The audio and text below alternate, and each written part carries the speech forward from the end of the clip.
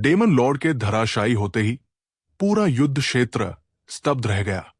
हर राक्षस, हर सेनापति, हर सैनिक, सबके चेहरे पर अविश्वास की छाया थी, जैसे किसी ने पूरी सृष्टि की गति थाम दी हो। उसी भयावह शांति को चीरते हुए अचानक प्लैनस का विकराल, भयानक शरीर सामने आया।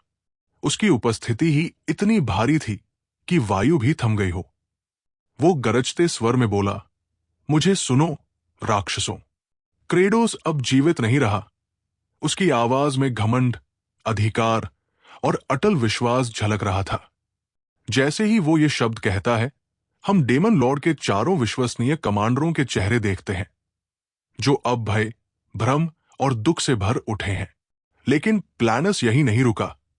उसने आगे कहा, प्राचीन राक्षसी नियमों को याद करो। शक्ति से ही सत्ता मिलती है। इस क्षण से मैं ही डेमन लॉर्ड हूं। परम शक्ति के समक्ष नतमस्तक हो जाओ। इन शब्दों के साथ जैसे समय की रेखा ही बदल गई। बिजलेबॉब अपने मन में सोचने लगा, मैं साफ महसूस कर सकता हूं। प्लैनस ने भूमि से सारे पोषक तत्व सोख लिए हैं। क्रेडोस के बाद अब सबसे शक्तिशाली यही है। और जैसे उसकी बात की पुष्टि हो रही हो, सभी राक्षस धीरे धीरे सिर झुकाने लगे। वे बोले, हम शक्ति की पूजा करते हैं। लिलिथ, जो हमेशा शांति और संतुलन की मूर्ति थी, वो भी बिना विरोध सिर झुका देती है।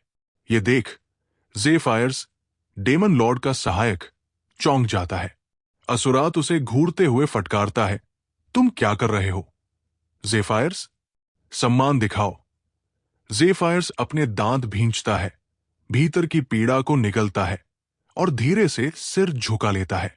उसका सिर तो नीचे था, पर उसकी आंखों में असहाय आंसुओं का समुंदर भर आया था। दृश्य बदलता है। अब हम क्रेडोस, असली नाम जियांगच्योल, की स्मृतियों में प्रवेश करते हैं। वो अपने बचपन में लौट चुका है, उस एक सरल, निर्दोष पल में, जहां उसकी मां उससे मुस्कुराते हुए पूछती है, बेटा, मम्मी के साथ छुपन छुपाई खेलेगा? मासूम जियांगच्योल उत्साह से हाँ करता है। वो सोचता है, ये वही दिन है। क्या ये एक सपना है? फिर उसकी मां, जिसकी आंखों में थकावट झलक रही है, कहती है, आंखें कसकर बंद कर लो, 1 से 10 तक गिनो, फिर मम्मी को ढूंढना। क्रेडोस अपनी आंसुओं से भरी आंखों से बीते अतीत को देख रहा होता है। 5, 6, 7, 9, 10। वो दौड़ता है, मम्मी, आप कहाँ हैं? मुझे नहीं मिल रही। मम्मी, बाहर आओ। मैं फिर से गिनता हूं, इस बार जरूर आ जाना। वो एक बार फिर गिनता है, 8, 9, 10।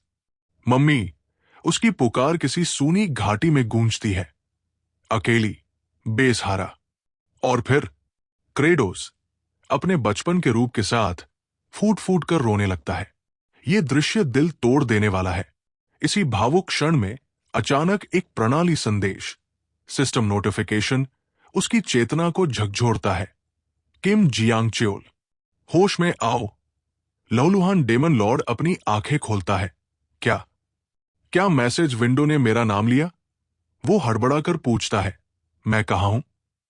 क्या मैं मर चुका हूं? सिस्टम उत्तर देता है, अगर तुम हिले तो तुम जीवित रह सकते हो।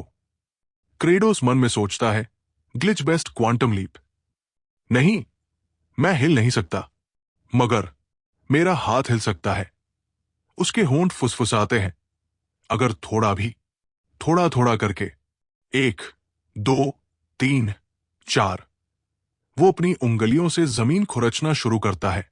खरोंच, खरोंच, हर खरोंच उसके जीवित रहने की एक और उम्मीद। उधर प्लैनस सत्ता में नशे में चूर है। वो कहता है, स्क्राइब, पास आओ।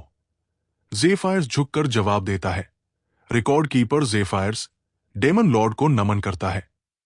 प्लैनस गर्व से घोषणा करता है, इस महत्वपूर्ण कदम को दर्ज करो। अब से राक्षस मानवों की भूमि पर चढ़ाई करेंगे। हम मानवों को पशुओं की तरह पालेंगे, भोजन के लिए।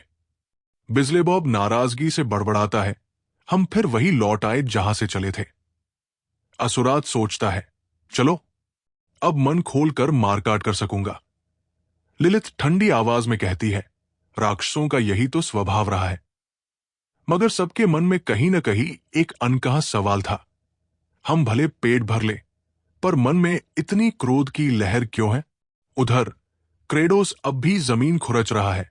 5, 6, 7 और अचानक वो हांफते हुए कहता है, मैं सांस नहीं ले पा रहा। प्लानस गरजता है, राक्षसों, शस्त्र उठाओ, हम युद्ध पर निकल रहे हैं। मगर तभी ज़ेफायर्स धीरे से बोलता है, मेरे स्वामी, अभी युद्ध नहीं हो सकता। सभी कमांडर चौंक जाते हैं। अब क्या होगा? ज़ेफायर्स कहता है, हमारे पास अभी बस कुछ छोटे आलू है। ये राशन युद्ध के लिए पर्याप्त नहीं है। प्लानस व्यंग्य से कहता है, शायद ये मूर्ख है। हमारे पास पर्याप्त भोजन है। और फिर वो अपने पौधों से एक बच्ची फ्लूट को पकड़ लेता है। उसके पिता डर से चीखते हैं, फ्लूट। असुरात क्रोधित होकर प्लानस को घूरता है। प्लानस निर्दयता से कहता है, क्या बहुत सारे कमजोर राक्षस नहीं है जिन्हें हम खा सकते हैं? फ्लूट की आंखों से आंसू बहते हैं। वो कांपती हुई बोलती है, नहीं, अब हम ऐसे नहीं हैं। हमारे डेमन लॉर्ड क्रेडोस ने कहा था कि हम एक दूसरे को खाए बिना भी जी सकते हैं। प्लानस उसकी ओर बढ़ता है, मगर तभी दृश्य एक बार फिर क्रेडोस पर लौटता है। वो दर्द से कराहता है, मेरा हृदय रुक रहा है।